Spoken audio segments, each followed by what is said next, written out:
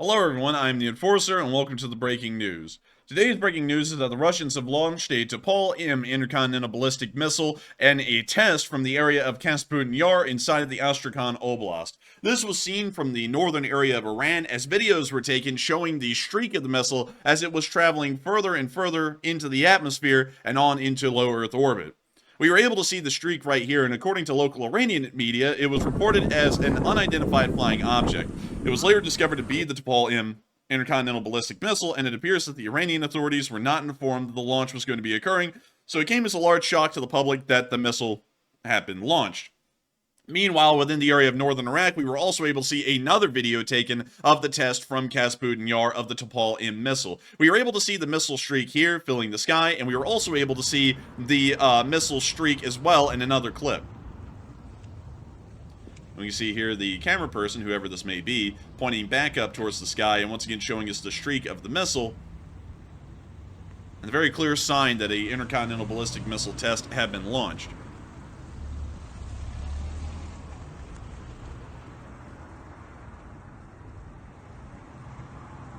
The fact that an intercontinental ballistic missile was launched has been an extreme threat to international security, global security, and also a direct threat to the West, as the test was done most likely to show the West that the Russians have working intercontinental ballistic missiles that can target countries like the United States, as that's really the only purpose of an intercontinental ballistic missile, and that this missile may be used in the future against them and does work properly. This is a fairly large concern and is once again showing that the Russians are subtly, or more or less subtly, trying to once again give the nuclear warning to the West about what's going on inside of Ukraine. Let me know what y'all think the West should do as a response in the comments, because there's a lot of people today who have been saying that this is a direct provocation of the West in a more diplomatic fashion with the nuclear weapon instead of a direct armed action. But nevertheless, a lot of people have been talking about what an official response should be to the Russians testing an intercontinental ballistic missile in this way, but nevertheless, it is an incredibly concerning and an incredibly serious situation to deal with at the moment.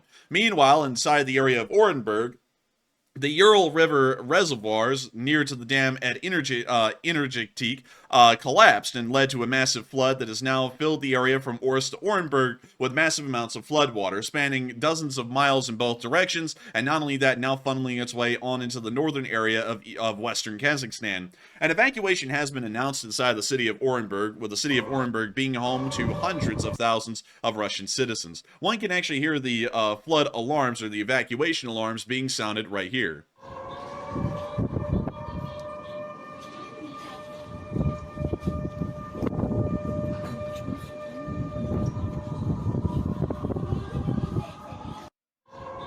It's incredibly interesting to hear the flood sirens going off and the evacuation alarms. This is once again showing that the flood is starting to go out of control, and is not only going out of control, it is also starting to flood major cities as well. This is something that, once again, we have to note is incredibly serious, as hundreds of thousands of Russian citizens are now being displaced by the floodwaters, and the floodwaters are expected to not subside until weeks later. This means that the Russian Federation now has to evacuate hundreds of thousands of people on top of the ongoing war in Ukraine, which will most likely pose a logistical burden too great, and it will most likely become a major humanitarian crisis as the days continue to unfold. We're also seeing a complete lack of Russian civil authority responding to the situation, or even any coverage of it inside of Russia at all, as it's mostly considered a complete embarrassment to the Russian Federation's government, and not only that, it is something that, once again, they don't have the ability to deal with or fix. So shining a spotlight on this disaster will only be showing the Russians' ineptitude to be able to try and deal with the problem, and to be able to try and evacuate the hundreds of thousands of people who now find themselves within the floodplains. Meanwhile, inside the city of Kazan, we were also able to hear that apparently a Russian supply yard is starting to run incredibly low. These numbers have been taken from Russian tanks in storage from 6 months ago up until March of 2024, just a month ago, and are showing the absolute change in vehicles that have been moved out of the storage yards and most likely directly into frontline service in Ukraine. We can see that an incredibly large number of vehicles have been moved out. 885 T-72s, 250 T-64s, 140 T-80s of different variants, and also 50 T-90s. Once again showing an absolutely whopping number of armored vehicles constantly being required to be fed into the Russian army to try and keep their war machine running. However, while a large loss of more advanced armored vehicles has been seen, we've also been seeing that they've been moving more Russian T-62s and T-54s into the supply yards, along with a large amount of unknown vehicles of unknown origin that no one even really knows what variant they are. Nevertheless, it is showing that they're taking a massive deficit in the armor category, and they are starting to run wildly thin on armor once again. We are expecting that this most likely will be one of the ticking time clocks in the background that will lead to the collapse of the Russian Federation's war effort inside of Ukraine, is a complete loss of armored vehicles, which means that they'll largely lose the ability to conduct any offensive warfare inside of Ukraine, and it'll shift entirely into being a defensive conflict. Meanwhile, within the area of Bryansk, we were able to see that a massive military warehouse caught on fire today and began to burn to the ground. Of course, fires like these are fairly common these days, but nevertheless, every single fire that is caused and is able to burn down another Russian warehouse is once again cutting down the amount of Russian supply that is available, and not only that, cutting down the different warehouses that these supplies are available from.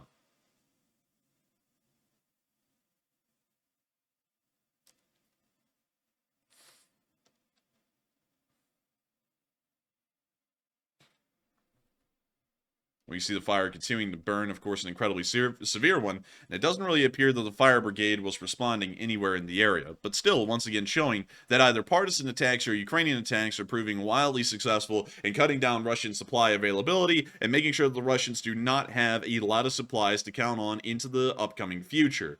Once again, that will be another limiting factor on the Russians' war effort in Ukraine, is how long their military supplies can last. If military supplies are greatly decreased through continuous attacks on supply warehouses, knocking them out and burning the supplies to the ground, that once again means that the Russians have a finite amount of supplies and far less of it to be able to keep the Russian army running for a set amount of time. This once again means that the war will hopefully be brought to an end sooner with the loss of more and more supply warehouses like that in far larger numbers. Moving on from that and on into the Middle East, we have heard that apparently an attack has happened from Iran, from an Iranian-backed proxy, Hezbollah, within southern Lebanon, as we saw 50 rockets fired from the southern Lebanese border, and we also saw Patriots and Iron Domes in Israel attempting to intercept these missiles. We were able to find 3 clips of this on Twitter, and here are the 3 different angles that we got of the rockets flying into northern Israel and their subsequent interception by the Iron Dome and Patriot systems. וואו. ניר צדקת. וואו, איזה יואו. לא, זה עושה קצת. תראה כמה. יואו! יואו! When you see the continuing explosions as the Iron Domes continue to hit the missiles above. אמא! תראו כמה! וואו. איפה? איפה צבע אדום? יואו! וואו! תראו כמה!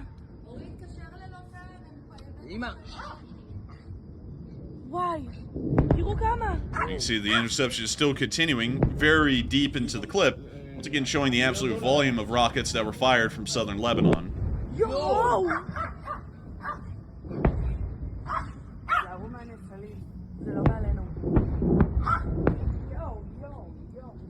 Meanwhile, in the next clip, we were able to get more angles of the interceptions.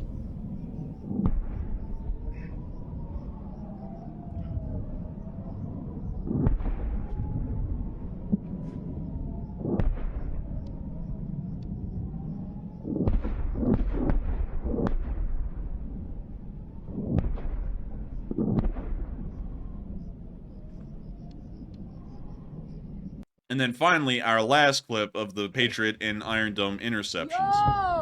יואו! יואו, תראי כמה באוויר! וואו! עוד, תראי כמה! יואו! מאיזה כיפה זו בכלל? וואו, זה עשרות! אחותי! יואו, זה לא מפסיק! You can also hear a Japanese alarm going off, which is a little odd considering this is northern Israel. בטילל, אבל לא אצלנו? וואו. ברור. יואו, זה לא נגמר. אחותי, זה עשרות. יהיה עוד עכשיו, כי זה רק האזעקה עכשיו. כן. יואו. שולח לגיא ורון שיהיה עכשיו בחדשות, היום שאנחנו עוברים. But that's the end of our third clip right there, but once again showing the large attack that did happen from Hezbollah onto northern Israel. from what we can understand, none of the rockets hit their targets, and Israeli forces were successfully able to intercept and shoot down all incoming rockets fired from southern Lebanon. However, this could be considered one of the possible attacks that was supposed to be conducted from Iran by an Iranian-backed group. The Hezbollah is directly connected to the Islamic Revolutionary Guard Corps and is supported and trained by their forces, and the Islamic Revolutionary Guard Corps in turn is an extension of the Iranian government. Once again showing that this may be an Iranian green-lighted attack on Israel and may be leading up to the full-on attack that Iran is still supposedly preparing for and getting ready for at this moment. Meanwhile, we also got an announcement that Western air forces are starting to move into the territory of the Middle East in far larger numbers, with a specific report of several F-15Es leaving RAF bases today inside the United Kingdom, but also that comes along with many other reports of multiple different British and American fighters leaving their air bases throughout Europe and traveling on their way into the Middle East. This is once again showing that Western forces are preparing for what they may believe will be an official strike from Iran onto Israel for the attack that they conducted on Islamic Revolutionary Guard Corps forces and commanders inside the city of Damascus. Many people are starting to not believe that the Iranians are actually going to conduct an attack. While there are certainly large indicators with the movements of Western armed forces into the region, among many other things, that they do plan on conducting some kind of an attack, it is still highly doubted by the public because the Iranians have cried wolf at least twice now over the past week, saying that they were going to strike Israel within hours and then never doing so. However, while a lot of people have been thinking about that, and let me know in the comments what y'all think about that, do y'all think that the Iranians are actually going to conduct an official strike from Iran itself on Israel, or do you think it's going to more so be proxy battles in between Hezbollah and Hamas and Israel itself? Let me know in the comments what you think about that, because there really is no clear answer at this point, but it is certainly leading us more so to believe at the moment that the Iranians may still be scared to attack Israel directly. Meanwhile, warships from the West and many other Western aligned nations have been rushing forward into positions around the area of Israel and the rest of the Middle East in case of an Iranian attack, according to the Wall Street Journal. And we know that one of these vessels is the USS Dwight D. Eisenhower, which is currently steaming northwards up the Red Sea and on into the area of Israel to be able to show a sign of deterrence against the Islamic Republic of Iran and what may be future attacks that are happening very soon. The USS Dwight D. Eisenhower, along with the USS Bataan, carry an incredibly large amount of aircraft that can be used against the Islamic Republic of Iran if an attack was to occur on Israel, and these aircraft carriers are probably an incredibly strong deterrent against many other armed forces, including the Iranians around the world. But nevertheless, it is once again showing that the United States is preparing, much like Israel has, for this attack that still appears to be on the way from Iran. It's just that we do not know exactly when. We are still getting reports from U.S. officials that the attack is going to happen within the next 24 hours, but we've heard that enough times now that we're not going to be taking that at face value, and we're going to be assuming that the attack will happen soon, but not within the next 24 hours. If we get any information to contradict that statement, we will be making sure to report on that as soon as possible on our channel. But in the meantime, that is all of the breaking news that we have. I got to thank every single one of y'all so much once again for watching. If y'all did enjoy, please make sure to like, comment, and subscribe, and support us on Patreon, link in the description below, and a huge shout out to all of our patrons who help to make these video projects possible. Not only that, but if you enjoyed these short wars videos like we're doing right here, you might enjoy our nightly live streams, which run at 10 p.m. Eastern Time every single night, covering the major events of the news of the war in Ukraine, and also the ongoing conflicts in the Middle East if they are to arise in any greater number. But with that, I thank you all so much once again for watching, and I will see you all in the next one.